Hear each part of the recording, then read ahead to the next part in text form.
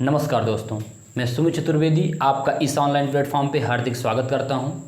आशा करता हूं कि आप और आपके परिवार में सब खुश होंगे और स्वस्थ होंगे।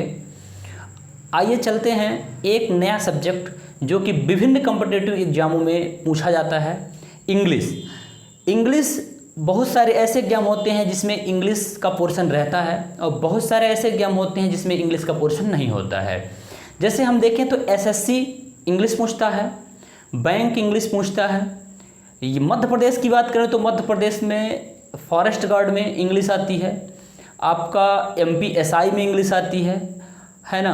एमपी जेल के जो एग्जाम होता है उसमें आती है ना, जेल प्रहरी जिसको हम बोलते हैं उसमें इंग्लिश आती है। तो एक चीज़ तो ये कंफर्म है कि कुछ ही ऐसे एग्जाम होते हैं जिसमें इंग्लिश सब्जेक्ट पूछी जाती है, ठीक है।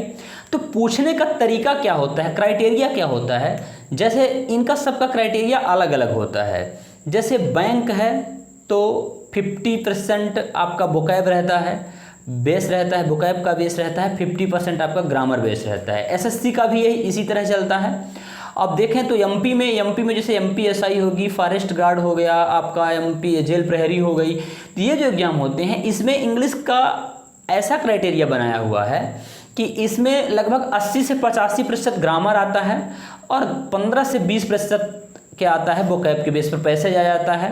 और पैसेज आएगा कभी कभी एंटोनिम्स एंटोनिम्स आता ही आता है।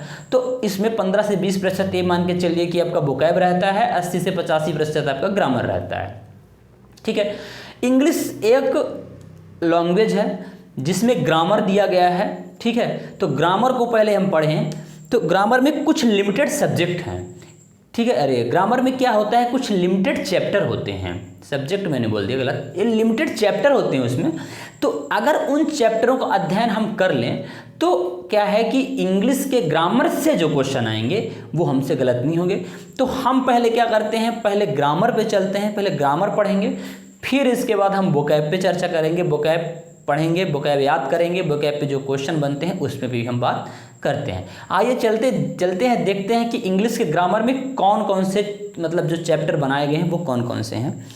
तो ये चैप्टर, पहला चैप्टर है इंग्लिश ग्रामर में, पहला चैप्टर है आपका वर्ब, दूसरा चैप्टर है सब्जेक्ट वर्ब एग्रीमेंट,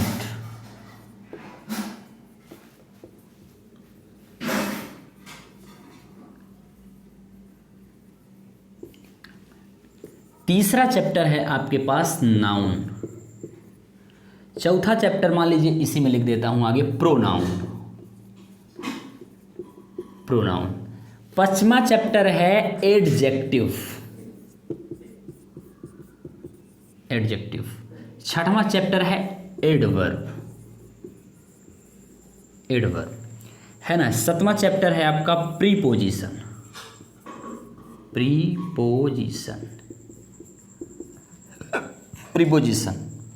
आठवां चैप्टर है वर्ब से ही रिलेटेड होता है, इसमें 4-5 चैप्टर होते हैं हमारे पास, जैसे टेंस,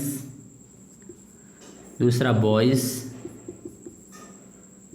चौथा नरेशन, ये पांचवा मॉडल। पूरी इंग्लिश ग्रामर में इतने ही चैप्टर अवेलेबल होते हैं। कौन कौन से, पहला वर्ब, दूसरा होता है सब्जेक्ट वर्ब एग्रीमेंट, तीसरा नाउन, चौथा pronoun, adjective, adverb, preposition, tense, voice, narration और मॉडल। ये इंग्लिश ग्रामर के पूरे चैप्टर हैं। अगर इतने चैप्टर का अध्ययन हम कर लें तो ये 100% ग्रामर कंप्लीट हो जाएगा, ठीक है। अब आइए चलते हैं, इसमें जो आपका ये पहला चैप्टर होता है वर्ब, तो वर्ब क्या है, वर्ब का क्लासिफिकेशन, वर्ब कितने प्रकार की होती है, तो आइए देखते हैं वर्ब। जैसे आप देखते हैं वर्ब का क्लासिफिकेशन, पूरी इंग्लिश में जो हमारी वर्ब है ये मुख्यतः 2 प्रकार की है। इसको पहले नंबर पे है फाइनाइट वर्ब जिसको बेसिक वर्ब बोला जाता है, और दूसरे नंबर पर है नॉन फाइनाइट वर्ब जिसे एडवांस वर्ब बोला जाता है, ठीक है। पूरी इंग्लिश में मुख्यतः 2 प्रकार की ही वर्ब हैं। इनका पहले हम क्लासिफिकेशन देखेंगे। एक बात ध्यान रखना है कि आज वर्ब का केवल बेसिक स्ट्रक्चर पढ़ना है हमको। आज के बाद जब अगला वीडियो या अगली क्लास होगी तो वर्ब के बारे में फिर विधिवत हम आगे जानेंगे। 7-8 पार्ट में वर्ब खत्म होगा। वर्ब काफ़ी बड़ा चैप्टर है, तो इसलिए आज केवल बेसिक स्ट्रक्चर और वर्ब क्या होता है, वर्ब कितने प्रकार का होता है, वर्ब कितने फॉर्म होते हैं, ये सारी चीज़ें जानेंगे। तो आइए देखते हैं। तो ये पूरी इंग्लिश में केवल 2 प्रकार के वर्ब ही होते हैं, एक बेसिक वर्ब होता है, एक एडवांस वर्ब होता है, जिसको दूसरे नाम से फाइनाइट और नॉन फाइनाइट के नाम से भी हम जानते हैं। तो आपके पास एडवांस वर्ब का कोई भी क्लासिफिकेशन नहीं है हमारे पास, और बेसिक वर्ब का हमारे पास 2 क्लासिफिकेशन है। कौन कौन सा? एक हेल्पिंग वर्ब के रूप में से हम जानते हैं और एक मेन वर्ब के रूप में जानते हैं। हेल्पिंग वर्ब के रूप में भी इसका हमारे पास 2 क्लासिफिकेशन है। एक है प्राइमरी वर्ब होती है और एक मॉडल वर्ब होती है। मॉडल वर्ब आप लोग सभी सुने होंगे, लेकिन प्राइमरी वर्ब के बारे में हम आगे चर्चा करेंगे कि प्राइमरी वर्ब क्या होती हैं। मेन वर्ब में देखें तो ये भी 2 प्रकार की होती है, एक लिंकिंग वर्ब होती है और एक एक्शन वर्ब होती है। तो क्या होता है कि लिंकिंग वर्ब का हमारे पास कोई क्लासिफिकेशन नहीं होता, लेकिन एक्शन वर्ब का हमारे पास 2 क्लासिफिकेशन है, एक ट्रांजिटिव वर्ब है, एक इंट्रांजिटिव वर्ब है। ट्रांजिटिव वर्ब का भी क्लासिफिकेशन है, ये 2 प्रकार की होती है, एक मोनो और एक टाई। ये एक्चुअल क्लासिफिकेशन होता है। इसके बाद जैसे हम देखें जब, तो इसके बाद ये एक्चुअल इतनी वर्ब का पूरी इंग्लिश में वर्ब का क्लासिफिकेशन होता है। इन वर्बों को और कई नामों से जाना जाता है, लेकिन अब इसके आगे देखते हैं कि एक स्टेज आता है जिसको हम बोलते हैं फॉर्म ऑफ वर्ब। वर्ब के कितने फॉर्म होते हैं उसको जानेंगे, वर्ब का बेसिक स्ट्रक्चर ही है वो। फिर इसके बाद कैसे कौन कौन से सब्जेक्ट हैं जिनके साथ कौन कौन सी वर्ब लगाई जाएंगी वो जानेंगे। तो आइए चलते हैं अगले स्टेप पे। अब ये देखें तो वर्ब में हमारे पास ये फॉर्म ऑफ वर्ब है। तो वर्ब के कितने फॉर्म होते हैं हमारे पास? 5 फॉर्म होते हैं, V1, V2, V3, V4 और V5। ठीक है, 5 फॉर्म में से ये जो हमारे पास V1 होता है ये प्रेजेंट का होता है, ये प्रेजेंट का होता है। V2 जो होता है वर्ब का सेकंड फॉर्म, इसको ये पास्ट का होता है। जो V3 होता है जिसे वर्ब के थर्ड फॉर्म के रूप में जानते हैं, इसमें 2 होता है, या तो पैसिव बनता है और या तो परफेक्ट बनता है। V3 में या तो पैसिव या तो परफेक्ट। V4 में क्या होता है? कॉन्टिन्यूअस होता है।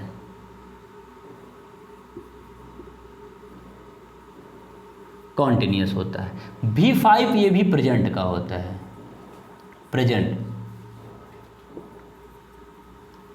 प्रेजेंट इसको एस फॉर्म भी बोलते हैं, इसको ING फॉर्म बोलते हैं, और ये V1, V2, V3। ठीक है, अब जैसे देखते हैं कि ये V1 क्या होता है।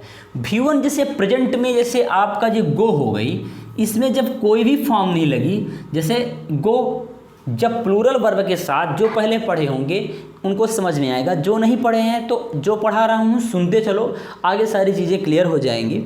तो जैसे गो हो गई, ठीक है, तो गो के साथ कोई भी मतलब ना एस फॉर्म लगता है, कुछ भी नहीं लगता, ना उसके साथ कुछ भी नहीं। ठीक है, तो प्रेजेंट में जैसे गो हो गई, पास्ट में इसी का क्या हो जाएगा? वेंट हो जाएगा, और ये V3 भी ये इसी का गॉन हो जाएगा, और V4 ये गोइंग हो जाएगा V4 में, अब V5 में गोज हो जाएगा। इसी चीज़ में अब देखो तो V1 का मैटर और V5 का मैटर सीधा क्लियर है कि ये प्रेजेंट की वर्ब होती है। जब सिंगुलर के साथ, जब प्लूरल के साथ यूज होगा तो ये गो बस आएगा, तो इसमें यस या यस का प्रयोग नहीं होता है। जब कभी V5 मतलब जब कभी सिंगुलर सब्जेक्ट के साथ वर्ब यूज होती है तब वहाँ पे V5 का यूज होता है। तो 2 चीज़ें क्लियर हो गई, कौन सी? पहला फॉर्म और ये 5वां फॉर्म। ठीक है, अब चौथा देखते हैं। चौथा कॉन्टिन्यूअस होता है, मतलब कोई भी कॉन्टिन्यूअस होता है उसमें ING फॉर्म का जब यूज हो जाएगा तो वो V4 का यूज होता है, जैसे गोइंग हो गया। ठीक है, अब जैसे आप देखते हैं 2 चीज़ बची है हमारे पास, V2 और V3। तो पहले V2 को देख लेते हैं। तो जो हमारे पास V2 होता है, इसका रूल ये है कि V2 के पहले कोई वर्ब नहीं आती, कोई वर्ब नहीं आती है, नहीं आती है। ये V2 का रूल है, V2 आएगा, अकेला आएगा। अब V3 बचा हुआ है, जो मैं बताने जा रहा हूँ ये बेसिक तौर पर काफ़ी महत्वपूर्ण है। ये क्या महत्वपूर्ण है देखते हैं। जैसे इसमें हम V3 में ये चीज़ पढ़े हैं कि या तो पैसिव बनेगा या तो परफेक्ट बनेगा, ठीक है। इसको हटा देते हैं अभी। पैसिव परफेक्ट बनेगा। पैसिव कब बनेगा ये देखते हैं। जब V3 है आपके पास, ठीक है, और V3 के साथ B का, उसके पहले B का कोई भी फॉर्म यदि आपके पास है तो ये पैसिव बनेगा, ठीक है। B का फॉर्म अब आपको बता दें कि आगे हम बताएंगे आपको बी वर्ब होता है, पॉजिटिव वर्ब होता है, एक्शन वर्ब होता है। इसमें आपको आगे जब डिटेल पढ़ाएंगे तो उसमें देखेंगे बी के 8 फॉर्म वैसे होते हैं। कौन सा? Is, am, are, was, were, be, been और बीइंग। ये 8 फॉर्म, जो ये 8 फॉर्म कभी V3 के पहले यदि ये इनमें से कोई भी 8 फॉर्म दिख गया मतलब वो सेंटेंस पैसिव का है। परफेक्ट कब होता है? जब V3 के पहले क्या दिखे? हैज, हैव, हैड, ठीक है। इसका फॉर्म जो हैज, हैव, हैड का फॉर्म दिखे V3 के पहले तो वो परफेक्ट में जाता है, ठीक है। तो ये चीज़ें क्लियर हो गई। कौन सी? कि फॉर्म ऑफ वर्ब में 5 फॉर्म होता है। पहला होता है V1, दूसरा V2, तीसरा V3, चौथा V4 और पांचवा V5। V5 को एस फॉर्म बोलते हैं, V4 को ING फॉर्म भी बोला जाता है। लेकिन जो हमारा V1 है और V5 है ये दोनों प्रेजेंट के होते हैं। V4 जो होता है वो कॉन्टिन्यूस का होता है, V2 पास्ट का होता है। लेकिन V2 का रूल जो है V2 के पहले कोई भी वर्ब प्रयोग नहीं की जाती है। और V3 के नियम में देखें तो V3 दो चीज़ें बनाता है, या तो पैसिव बनाता है या तो परफेक्ट बनाता है। तो इसमें देखें पैसिव कब बनाता है? पैसिव वो बनाता है जब V3 के पहले B का कोई भी फॉर्म होता है तो पैसिव बनाएगा। और जब V3 के पहले अगर हैज, हैव, हैड ये फॉर्म दिखाई देते हैं, ये वर्ब आएगी तो वहाँ पे वो परफेक्ट बनाता है, ठीक है। अब आइए देखते हैं इसका अगला स्टेप। जैसे देखें हम क्या पढ़े हैं, वर्ब का जो मुख्य क्लासिफिकेशन पढ़े हैं उसमें पहले नंबर पे हमारा बेसिक वर्ब मतलब फाइनाइट वर्ब है। दूसरे नंबर पर नॉन फाइनाइट वर्ब मतलब एडवांस वर्ब। एडवांस वर्ब का हमारे पास कोई भी क्लासिफिकेशन नहीं है। बेसिक वर्ब मतलब फाइनाइट वर्ब का हमारे पास क्लासिफिकेशन है। तो बेसिक वर्ब जो फाइनाइट वर्ब है, फाइनाइट वर्ब दो पार्ट में है। कौन सी? एक है हेल्पिंग वर्ब, एक मेन वर्ब। तो हेल्पिंग वर्ब 2 प्रकार की है। कौन सी? प्राइमरी वर्ब और मॉडल वर्ब। तो आप चलते हैं हम इस क्लासिफिकेशन पे। जो प्राइमरी वर्ब है हमारा, प्राइमरी वर्ब पढ़ते हैं। प्राइमरी वर्ब क्या होता है, इसके बाद फिर प्राइमरी के बाद फिर मॉडल पे चलेंगे, फिर मेन वर्ब में लिंकिंग वर्ब देखेंगे। लिंकिंग वर्ब के बाद फिर इसके बाद आपका जो आता है वो एक्शन वर्ब, एक्शन वर्ब में देखेंगे। तो पहला है प्राइमरी वर्ब। उस चार्ट को बढ़िया से लिख लेना। उस चार्ट में पहला पार्ट हमारा है प्राइमरी एक्सिलरी वर्ब। बताए ना प्राइमरी एक्सिलरी, आगे पढ़ेंगे तो अब पढ़ते हैं प्राइमरी एक्सिलरी वर्ब जो कि 3 है, डू, बी और है। इन 3 का कैसे इसमें अरेंज किया गया है देखते हैं। कि जैसे डू है तो डू का 3 पार्ट, डू, डज, डिड। इनके बारे में पढ़ते हैं। डू, डज और डिड इनका क्या होता है? ये हेल्पिंग वर्ब हो सकता है, ये हेल्पिंग वर्ब के रूप में भी काम करते हैं, ये मेन वर्ब के रूप में भी काम करते हैं। डू, डज और डिड हेल्पिंग वर्ब और मेन वर्ब दोनों के फॉर्म में काम करते हैं। अब देखते हैं तीसरी चीज़, डू का 2 फॉर्म होता है, डू और डज। इसको आगे बताएंगे डू डज कैसे होता है। तो डू डज ये हेल्पिंग वर्ब के रूप में काम करता है। अब तो ये किस टेंस में? प्रेजेंट इंडिफिनिट टेंस में ये क्या होता है? डू और डज जो है हेल्पिंग वर्ब के रूप में काम करता है। डिड जो है तो हेल्पिंग वर्ब के रूप में पास्ट इंडिफिनिट में काम करता है। ये क्या हो जाएगा आपका? डिड। डिड हेल्पिंग वर्ब के रूप में पास्ट इंडिफिनिट में काम करेगा। और डू, डज, डिड। अब ये हमारे पास जो ये 3 हैं, डू, डज और डिड, डू, डज, डिड में इनको कैसे प्रयोग किया जाता है? इनमें 2 कंडीशन हैं। इन दोनों कंडीशन का डिस्कस जैसे देखते हैं।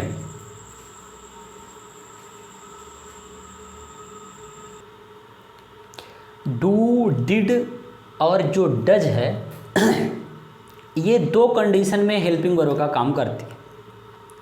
पहली कंडीशन इसकी ये है कि जब डू, डिड और डज हेल्पिंग वर्ब होगी तो इसके बाद कोई ना कोई मेन वर्ब आना आवश्यक होता है, पहली चीज़। दूसरी चीज़ इसका ये होता है, लेकिन दूसरी चीज़ इसका ये होता है कि हेल्पिंग वर्ब कब बनती है, दूसरे कंडीशन में जब वाक्य कभी इंट्रोगेटिव या निगेटिव सेंटेंस में होता है तब ये हेल्पिंग वर्ब का काम करती है।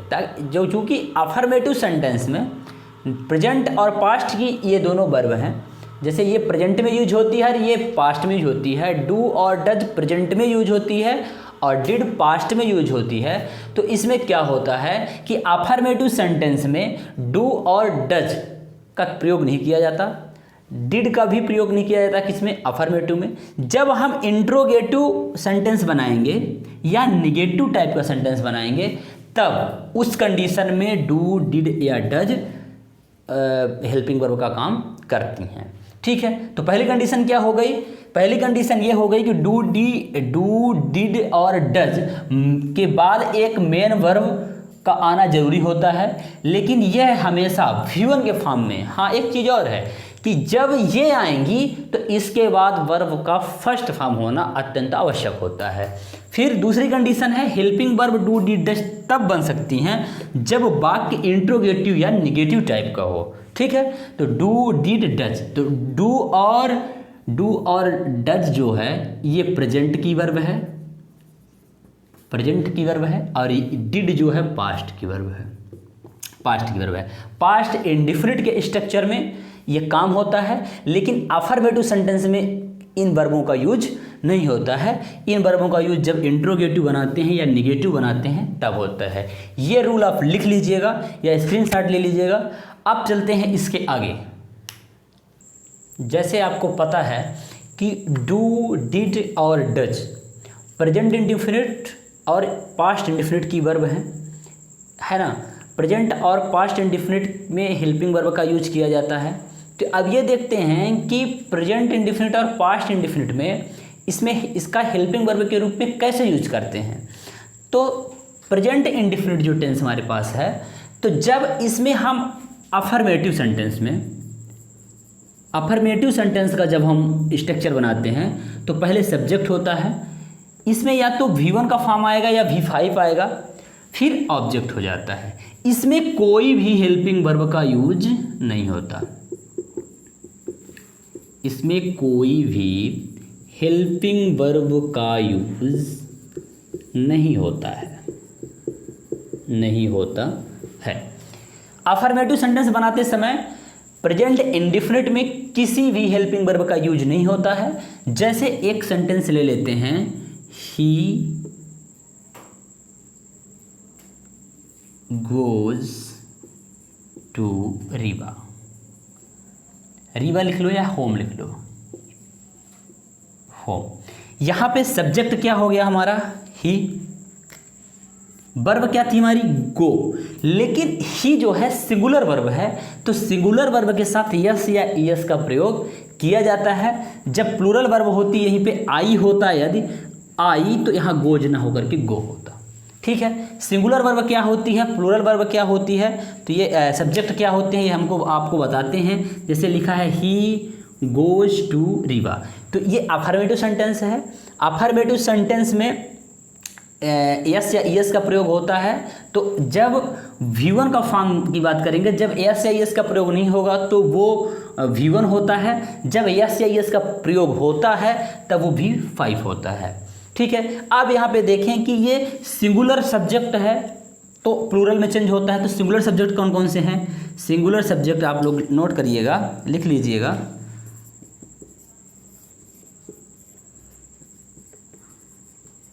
सिंगुलर सब्जेक्ट और प्लूरल सब्जेक्ट। प्लूरल सब्जेक्ट, तो सिंगुलर सब्जेक्ट कौन से हैं, ही, सी, इट, कोई नेम हो गया जैसे एनी नेम हो गया, ईच हो गया, इवरी हो गया, ईच हो गया, इवरी हो गया, द नंबर ऑफ हो गया, द नंबर ऑफ, ये क्या होते हैं, ये सिंगुलर सब्जेक्ट होते हैं। तो इन सिंगुलर सब्जेक्ट के साथ सिंगुलर वर्ब यूज होती है, और अफर्मेटिव सेंटेंस में सिंगुलर सब्जेक्ट के साथ यस या ईएस का प्रयोग होता है, जिसे V5 बोलते हैं, वर्ब का पचमा फॉर्म बोलते हैं। और प्लूरल सब्जेक्ट जो होता है, जो क्या होता है, वी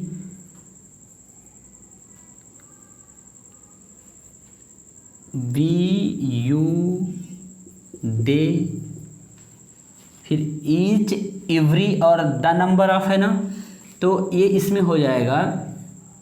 पहली बात तो आ नंबर ऑफ होता है,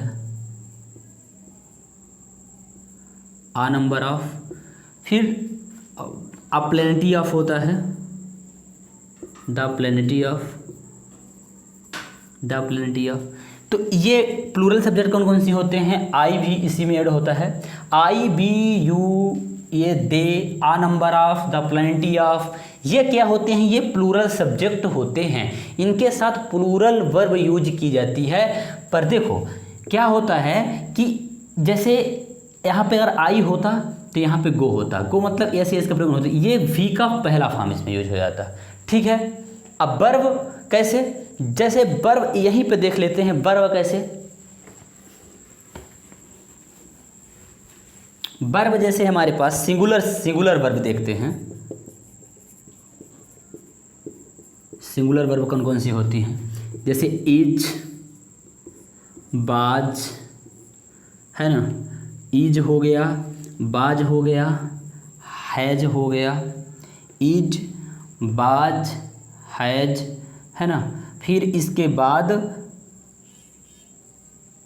गोज, यस या यस का फॉर्म जब का प्रयोग होगा तो वो सिंगुलर का प्रयोग किया जाएगा, सिंगुलर होता है। और जब प्लूरल कब होता है, प्लूरल वर्ब होगी आपकी आर, वर, हैव, और जब यस या यस का प्रयोग नहीं किया जाएगा एक्शन वर्ब के साथ, ये एक्शन वर्ब की श्रेणी में आती हैं, ठीक है। एक्शन वर्ब के साथ जब यस या यस का प्रयोग नहीं किया जाता है, वो कौन सी वर्ब होती हैं, प्लूरल वर्ब की श्रेणी में आती हैं, ठीक है। तो अब यहाँ पे हम ये वर्ब देख लिए। अब इसके साथ हमारा जो मेन मोटिव था, मेन मोटिव क्या था, अफर्मेटिव सेंटेंस। अफर्मेटिव सेंटेंस में सब्जेक्ट होता है, V1 होता है, V5 होता है और ऑब्जेक्ट। एक्चुअल हम पढ़ क्या रहे हैं, डू, डिड और डज में प्रेजेंट इंडिफिनिट और प्रेजेंट पास्ट इंडिफिनिट में कैसे प्रयोग किया जाता है, तो अफर्मेटिव में प्रयोग नहीं होता। इंट्रोगेटिव में देखते हैं, इंट्रोगेटिव को सॉरी पहले नेगेटिव देख लेते हैं। नेगेटिव सेंटेंस, जब हम नेगेटिव सेंटेंस बनाएंगे तो हमारा सब्जेक्ट होगा इसमें हेल्पिंग वर्ब कौन कौन सी होगी, हेल्पिंग वर्ब होगी इसमें, फिर नॉट होगा, प्लस मेन वर्ब आएगा इसमें, और ऑब्जेक्ट आएगा। अब देखो इसमें सब्जेक्ट हुआ हमारा, ठीक है। हेल्पिंग वर्ब के रूप में डू अथवा डज काम करती है, डू अथवा डज काम करेगी। फिर डू और डज के बाद नॉट आएगा और मेन वर्ब आएगी, फिर ऑब्जेक्ट आएगा। तो यहाँ टू डज का प्रयोग हो गया। इंट्रोगेटिव में कैसे काम करेगा,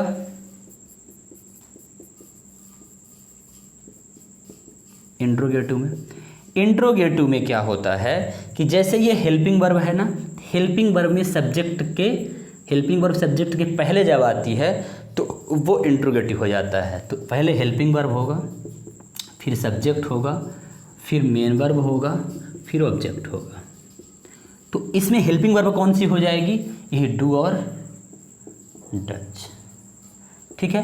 तो ये देख लिए हम कि डू का और डज का कैसे हेल्पिंग वर्ब प्रयोग होता है कि जब नेगेटिव सेंटेंस होगा या इंट्रोगेटिव सेंटेंस होगा तो इसी में क्या हो जाएगा, डू और डज का प्रयोग होगा, ठीक है। इसको आप लोग लिख लीजिए या स्क्रीनशॉट ले लीजिए, इसके बाद हम आगे समझाते हैं। अब जैसे एग्जाम्पल लिए थे हम ना यहाँ पे अफर्मेटिव का, अब नेगेटिव में होता तो क्या होता, जैसे अफर्मेटिव में हो गया था ही गोज टू होम। अगर नेगेटिव इसी का बनाना है तो क्या करोगे, ही रहेगा, इसके साथ हेल्पिंग वर्ब कौन सी आएगी, ही सिंगुलर सब्जेक्ट है, सिंगुलर सब्जेक्ट के साथ क्या आएगी, डज। तो ही डज फिर नॉट, फिर मेन वर्ब क्या हो जाएगी गो, फिर टू, फिर होम। ये क्या हो गई, ये नेगेटिव सेंटेंस बन गया इस स्ट्रक्चर पे।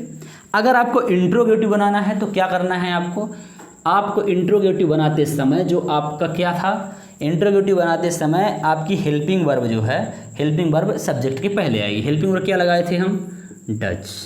मेन सब्जेक्ट क्या था, ही। मेन वर्ब क्या थी हमारी, गो टू होम।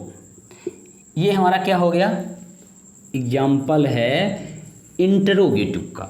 ठीक है, ये इंट्रोगेटिव का एग्जाम्पल हो गया। अब देखते हैं कि डिड का प्रयोग कैसे करेंगे।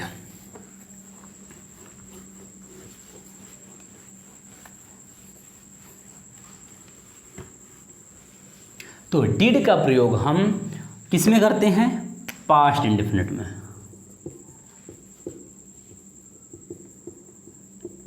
पास्ट इंडेफिनिट में, पास्ट इंडेफिनिट में ये आपको बता देते हैं ऐसे ही कि पास्ट इंडेफिनिट के अफर्मेटिव में वर्ब का सेकंड फॉर्म होता है, इसके पहले कोई भी फॉर्म यूज नहीं होती है, मतलब कोई भी हेल्पिंग वर्ब नहीं आती है। सेकंड फॉर्म यूज होता है अफर्मेटिव में केवल और केवल जो आपका डिड है, डिड किस में यूज होगा, डिड एक होता है निगेटिव में और एक होता है इंट्रोगेटिव में।